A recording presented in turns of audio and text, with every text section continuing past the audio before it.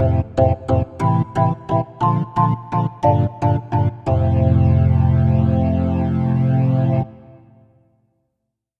my fellow minor league nerds, and welcome to episode 5 of my Throwback Thursday Cap of the Day series. This week's hat is the Cleveland Buckeyes, who played in the Negro American League.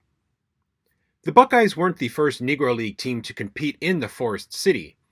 Teams with names like the Tate Stars, the Browns, the Elites, the Hornets, the Tigers, the Cubs, who Satchel Paige played for in 1931, the Stars, the Giants, the Red Sox, and the Bears all came before them, but most only lasted a season or two and were usually not very good, typically finishing in last place or folding before the season concluded. The Buckeyes were formed at the end of 1941 by Ernest Wright, an Erie, Pennsylvania nightclub and hotel owner, and Wilbur Hayes, a local Cleveland sports promoter. Hayes would also serve as the team's general manager. They began play in 1942 as the Cincinnati Cleveland Buckeyes. Tragedy struck the team on September 7, 1942. Earlier that season, their bus had broken down, forcing the players to travel by 3 different cars for road games. Early that September morning, one of the cars got a flat tire near Geneva, Ohio, as they were traveling from Buffalo, New York to Akron, Ohio. As they were fixing it, a truck crashed into the back of the car, killing catcher Ulysses Buster Brown and pitcher Raymond Smokey Owens. Pitchers Gene Bremer and Herman Watts, as well as GM Wilbur Hayes, were all injured. Despite the tragic loss, the Buckeyes chose to play the remainder of their season. Unfortunately for them, the last 2 weeks were all on the road. They lost every game. Despite the tragedy, the Buckeyes finished a game and a half out of first place. 1943 saw the team move to Cleveland permanently, where they would play at League Park. 1945 saw their biggest success. The team developed all-star center fielder Sam Jethro and pitcher Willie Grace into a formidable core. All-star catcher Quincy Troop was signed to act as player manager for the season, staying in the position until 1948.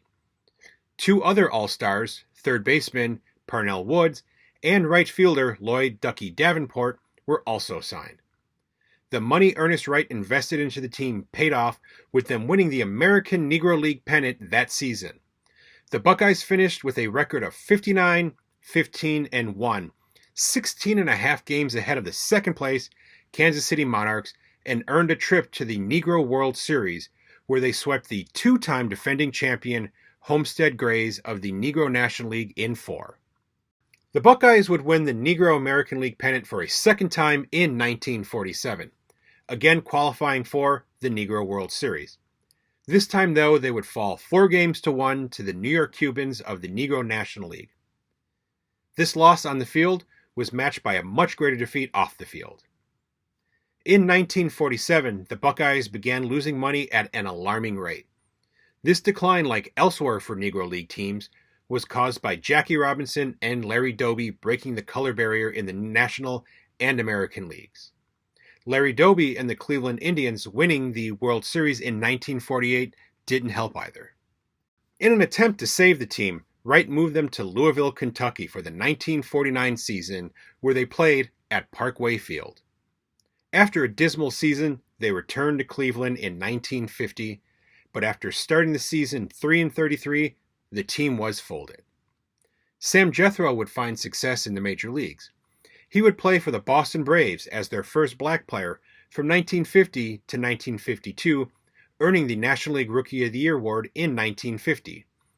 Quincy Troop would play in 6 games for the Indians in 1952 at the age of 40.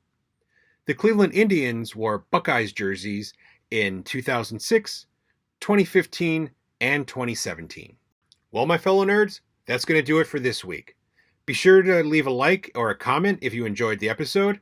If you would like to be notified every time a new episode has been uploaded, be sure to subscribe.